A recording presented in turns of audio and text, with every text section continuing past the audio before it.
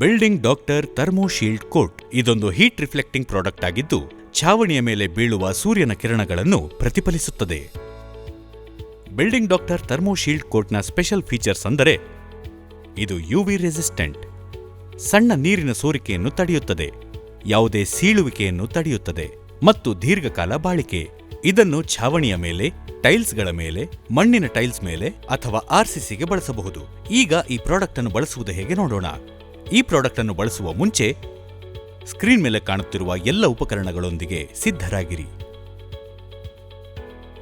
ಈ ಪ್ರಾಡಕ್ಟ್ ಅನ್ನು ಬಳಸುವ ಮುಂಚೆ ಎಲ್ಲಾ ಸುರಕ್ಷತೆ ಉಪಕರಣಗಳನ್ನು ಬಳಸುವುದು ಕಡ್ಡಾಯ.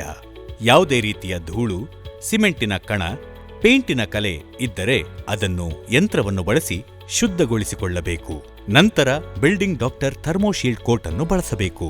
ಹೊರಗಿನ ಪ್ರದೇಶ ಸಂಪೂರ್ಣವಾಗಿ ಒಣಗಿರಬೇಕು ಮತ್ತು ತೇವಾಂಶ ಇರಬಾರದು. ಇದೊಂದು ಸಿಂಗಲ್ ಕಾಂಪೋನೆಂಟ್ ಪ್ರಾಡಕ್ಟ್ ಮತ್ತು ಇದನ್ನು ಮಾನವ ಶಕ್ತಿಯನ್ನು ಬಳಸಿ ಚೆನ್ನಾಗಿ ಬೆರೆಸಿಕೊಳ್ಳಬೇಕು. ಇದನ್ನು ಒಣಗಿರುವ ಪ್ರದೇಶದ ಮೇಲೆ 2 ಕೋಟ್ನಲ್ಲಿ ಬಳಸಬೇಕು. ಮೊದಲನೇದಾಗಿ ಅಡ್ಡವಾಗಿ, ನಂತರ ಉದ್ದವಾಗಿ. ಮೊದಲ ಕೋಟ್ ಸಂಪೂರ್ಣವಾಗಿ ಒಣಗಿದ ನಂತರವೇ 2ನೇ ಕೋಟ್ ಅನ್ನು ಅಪ್ಲೈ ಮಾಡಬೇಕು. ಅವಶ್ಯಕತೆ ಬಿದ್ದಲ್ಲಿ ಬಿಲ್ಡಿಂಗ್ ಡಾಕ್ಟರ್ ಥರ್ಮೋ ಶೀಲ್ಡ್ ಕೋಟ್ಗೆ ಅರ್ಧ ಲೀಟರ್ನಷ್ಟು ನೀರನ್ನು ಬೆರೆಸಿ ಪ್ರೈಮರ್ನ ರೀತಿಯಲ್ಲಿ ಬಳಸಿಕೊಳ್ಳಬಹುದು. ಈಗ ಬಿಲ್ಡಿಂಗ್ ಡಾಕ್ಟರ್ ಥರ್ಮೋ ಶೀಲ್ಡ್ ಕೋಟ್ನ ಪರಿಣಾಮವನ್ನು ಒಂದು ಎಕ್ಸ್ಪೆರಿಮೆಂಟ್ನ ಮೂಲಕ ನೋಡೋಣ. ಥರ್ಮೋಮೀಟರ್ ಅನ್ನು ಬಳಸುವ ಮೂಲಕ Building doctor thermo shield coat ಅನ್ನು ಬಳಸಿರುವ ಮತ್ತು ಬಳಸದೇ ಇರುವ 2 ಶೀಟ್ಗಳ ಮೇಲೆ ತಾಪಮಾನದ ವ್ಯತ್ಯಾಸವನ್ನು ನೀವು ಕಾಣಬಹುದು.